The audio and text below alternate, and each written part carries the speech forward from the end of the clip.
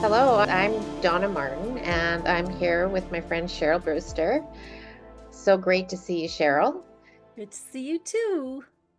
And can you share with everybody where you are and what you do for a living?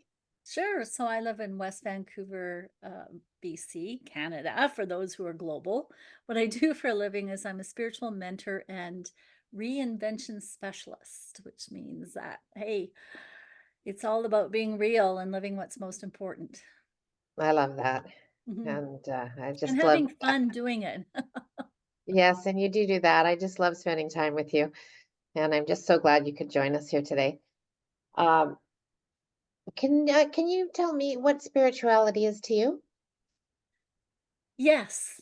Spirituality to me is really feeling your place in the vastness of the universe, being one with that. It's to me, it's always about love and Mm, living the deepest values possible, which I think really ties into metaphysics, which is the understanding, the experience of, what reality really is, because we have mm. so many perceptions. So it's like it's an adventure. I look at it as an adventure in consciousness.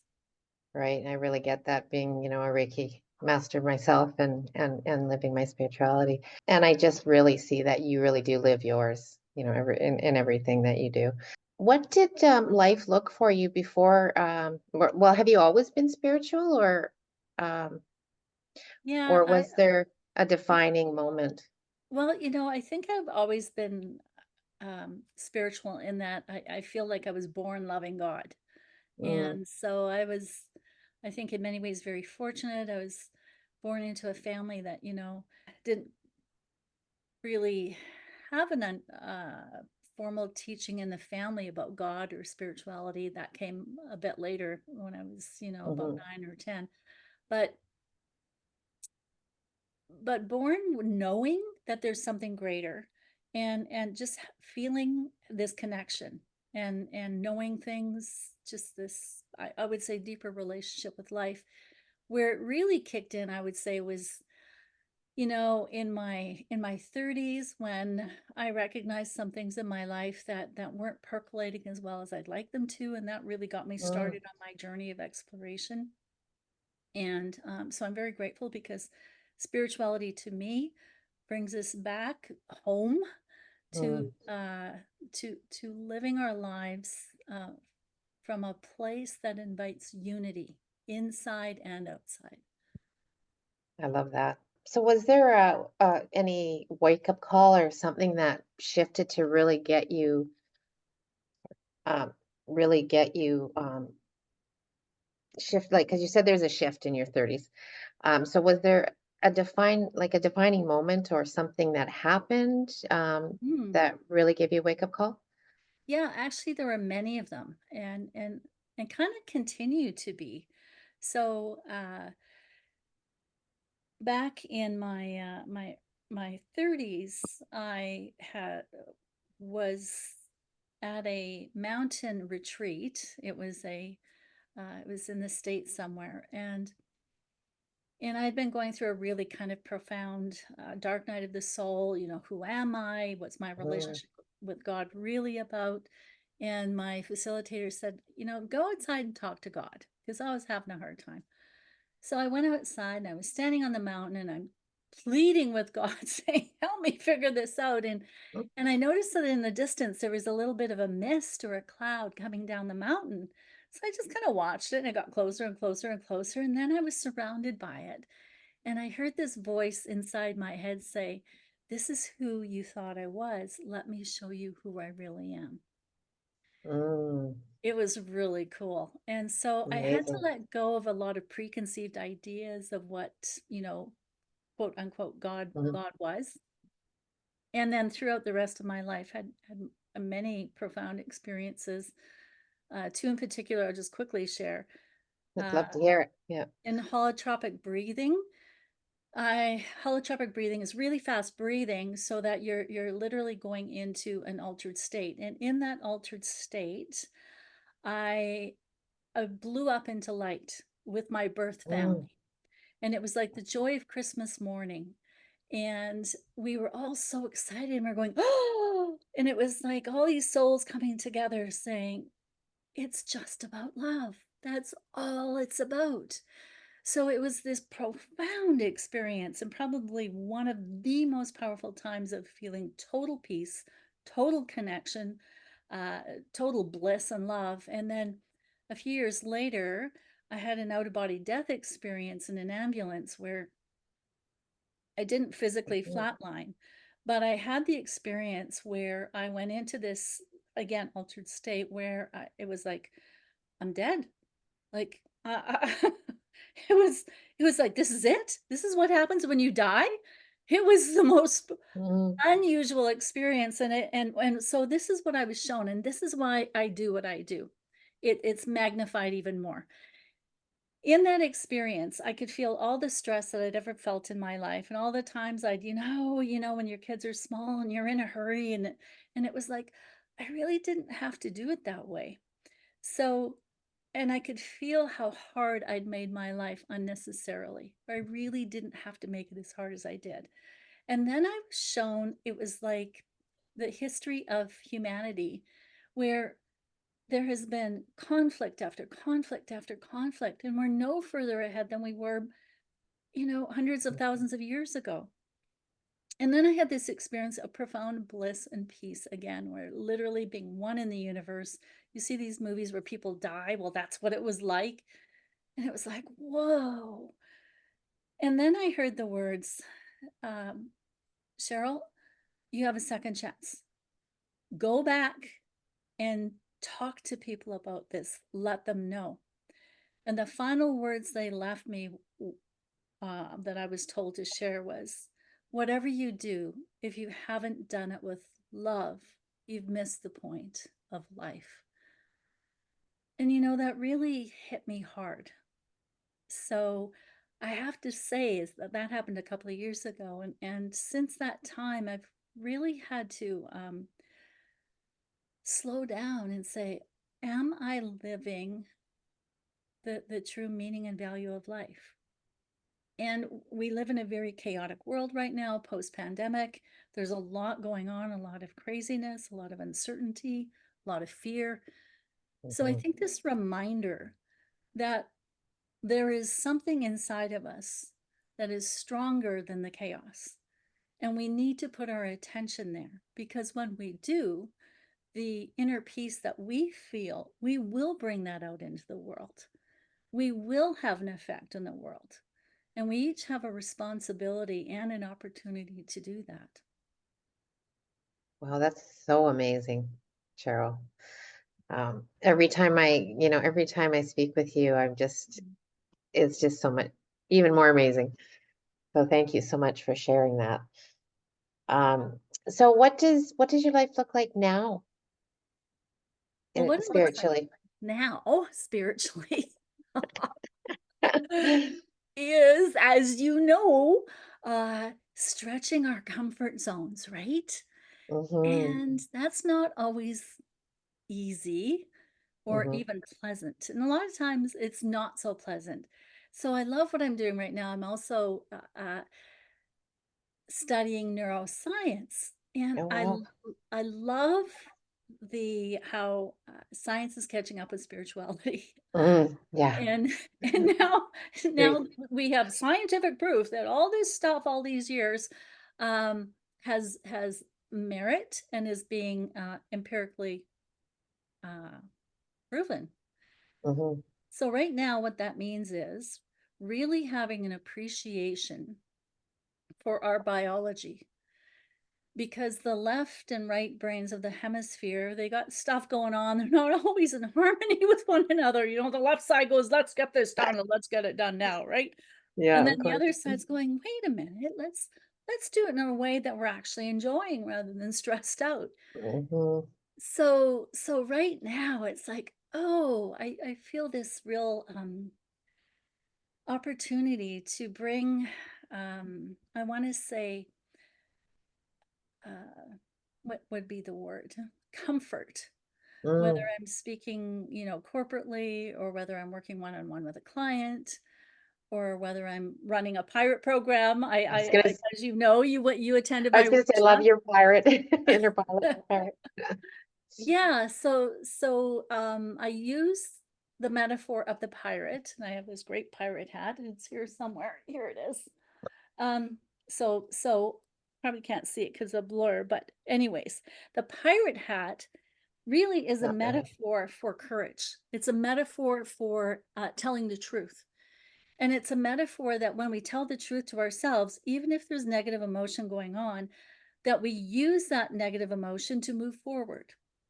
So where I am Love now in that. my spirituality is saying, okay, can we have more fun with this? Mm, And understanding the neuroscience of the brain and why it does what it does, we can understand why we have these uncomfortable feelings, and to be able to recognize when you're going through that and to make peace with it so that you can move forward with more enjoyment, more ease, more simplicity. Because man, I tell you, the ego complicates things, doesn't it? it sure does. Yeah, and you're so inspiring, I have to say. I only met you, 6 months ago, but you inspire me every time I talk to you. So thank you. Um, would you say that you have a personal relationship? Well, obviously you have a personal relationship with a higher power. What difference has that relationship made for you in your life? It's everything. I Mm, can't imagine not having this in my life. And what I appreciate about it is how much I've grown, because I think spirituality is about trusting yourself. It's about hmm. feeling good about yourself, and Yes. it's about compassion. And, even last night, I had this amazing experience where, because I am going through a lot of profound change right now. Mm, And I like to think that what I'm really, really good at, and this is mm, true for all of us, our pain feeds our purpose. mm, So when we feel the pain of change and we're willing to learn from it and we're willing to grow from it, that's the gold. mm, And I'm very grateful for that, because as much as I, loved God and really tried to live my life the best way I could, there was a lot of internal fear inside of me. mhm, And and so to come to terms with that and to recognize that it is a part of growth and we don't have to feel badly. mm, And I think in the spiritual circles, we have to be a little bit careful, because uh, to say, oh, I don't have enough faith, I'm not spiritual enough, I'm not praying enough, I'm not doing this, I'm not doing that. No, no, no, no. You're going to go through that stuff. It's how mhm. much love will you bring to that as you go through it. Yes, So, amazing. Do you have any specific spiritual practices? Um, and what do they look like? yeah, prayer for me is a big one. That Okay. conversations with God, conversations with my own heart. Uh, I love the word humility, Mm. and I love using the Ho'oponopono prayer, the Hawaiian Oh, prayer, yes. which is about, when something crosses my path, pray a prayer of forgiveness, that Hmm. for any way I have unconsciously contributed. And, I think this speaks to the responsibility that we all have to live our joy. Hmm. There's a noble, I would say, a moral obligation we have to live our joy. So when things cross Yes. our path that aren't so joyful, because we're all connected on some level, because this crossed my path, I'm going to take responsibility, clean out anything within me which affects the whole quantum field. Hmm. So prayer is huge. The other thing is dancing. Oh, Dancing is yeah. great because, and I've studied the neuroscience on this. Dancing is Yeah. huge, right? Uh, Yeah. so it's like about, I want to say, uh, transferring energy. And Mm-hmm. so so this is the important part, I think, is that when we have a negative emotion or a low emotion, that we not judge it. Instead, we use it as opportunity to grow. Yes. Yeah. So And I think if you sing while you're dancing, it's even better. yes, yes, especially when you have a great voice, which Yeah. I don't have a great singing voice, but you know what? It's like no one can Yeah. hear me. So there you go. Exactly. Exactly. Mine's not the greatest either, but just something about singing and dancing just makes me feel so good. It, Um, Sorry? it does, doesn't it? It changes Yeah, things. really does. Yeah. Changes your whole perspective. So, are there certain ways in which your spiritual practice makes you stronger that haven't gotten into yet? Yeah, I appreciate that. The deeper I listen to my intuition, the more time I spend in quiet and in silence, the clarity that comes with that. One of the latest tools I'm working with, which again, I'm taking these courses on neuroscience of the Hmm. brain. One of the things that is fairly new, I've always kind of journaled, but the more this is the neuroscience, is super cool. The more that if we're learning something new, and especially when we're going through stretching our comfort zones, if we're learning something new, to take the time to reflect on it and write about it, and Mm, to ask questions that kind of inspire us, uh, will speed us along much faster than just continually trying to practice. So the mhm. reflection piece is huge. That's a new one, and I'm really gaining a lot of value from that. Amazing. It Yeah. is. And It's and very I just, interesting. I'm learning stuff just listening to this conversation, Um, and that you were talking about that whole Ho'oponopono Hmm. prayer, and I just learned about that actually a couple weeks ago, Oh, and I love good. it. Isn't it great? Now, what about it? What Yeah. is it that you love about it, Donna? Just the forgiveness and the thank you and the love and the gratitude. Um, yeah, it was just like it just felt like such a great place to be and to share it with other people. It's just amazing. So, so what are some difficulties or struggles with having a spiritual life? Oh boy, lots. Ah,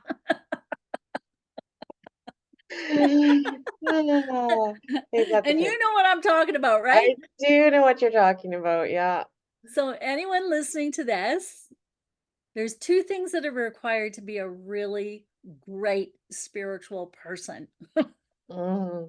One is grit, Yeah. and the other is grace. Right. Yes. Perfect. Perfectly Yeah, said. yeah, yeah. Because you know what? And here's the other thing about neuroscience that I just love to learn is that, the difference between learner's mindset and closed mindset. Hmm. And uh, it's like I need to tell a secret is that uh, comfort zones are Hmm. actually closed mindsets. Mm. It's the Yes. unwilling, and I love one of my favorite books is The Big Leap by Gay Hendricks, and Okay. he talks about our upper limit problem, and then Hmm. as soon as we kind of outgrow a level, then we start making it hard again. And what Mm. I'm intrigued with is, Yeah. do we really have to keep making it hard, Right. right? Yeah, I really think that sometimes, I mean, that's just how we look at it, right? We could look at it as easier. We could look at it as hard. It's our choice. And I mean, don't get me wrong. Sometimes I just want to bury my head under the blanket and, Mhm. block out the world. I think we all have those moments, but I think it's how you handle those moments that Exactly. makes you who you are. So, what are you committed to in your spirituality, and what part did devotion play into this? I think devotion is the desire to be in alignment. It's It's that devotion of, again, I would say humility, like really, really telling the truth to ourselves when something comes up, and just getting back on track again. We need to stay plugged in, and Yeah, right. exactly. Definitely is a great metaphor. I'm a big believer everything happens for a reason, so maybe it was just so that we could create this metaphor. Well, that ties into synchronicity, right? Mhm, It and that's the beauty, I think, of spirituality. It adds this greater dimension. One thing I mhm, forgot to mention earlier that I also do as an ordained minister, I'm very privileged to not only officiate weddings, but to also bring, I want to say, just this beauty to celebrations of life. mm, And there's a Latin phrase called memento mori, which means embrace your death. And I love mhm, that phrase because I had a recent experience where I went in for surgery this last year. And as I was preparing, it was like, Cheryl, like you're expecting to come back and everything's going to be fine, but potentially this could be your last day living here. mhm, And I appreciated that experience because I think it's just so easy to take life for granted. It's mhm, so easy to get caught up in, the things that really don't matter. So spirituality to me right now is the devotion to really being present. And just last night I was having this experience and it was like, wow, it's like when something like the dishes become this profound, oneness. mhm. So that's my devotion, that's my prayer, that's my desire. And I love what David Hawkins said in Power versus Force. He's the fellow who created the scale of consciousness, which I think Mm, is amazing. And he said, when when you recognize you want to do what uh, you want to grow, and yet you feel incapable of growth at the time. He said, use that as a prayer of surrender. I will use this as a prayer of surrender to the divinity within me. And I love that. I find that mhm. so powerful when things get sticky, when they get hard. Yeah, amazing. I see you have so many tools in your toolbox when it comes to your spirituality. That's so great. Um, were there times you wanted to quit, and what got you back on the horse? It's funny you should ask that question because I was going through some old journals the other day Mhm, and I thought, wow, it was a piece I'd written actually for a workshop I taught. And mhm, it's, it, it's really good stuff. I thought, wait a minute. I wrote that. I thought I was reading somebody else. I thought, oh, um, so I was describing what I called not only a dark night of the soul, but a double blind spot. Oh, oh. Not a single one, a double one.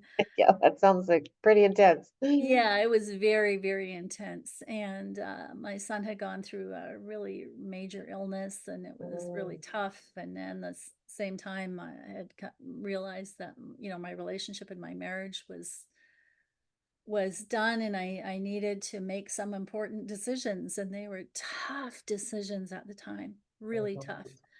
So I'd gone through a period of burnout from everything that had happened. And I was, away at a beautiful location.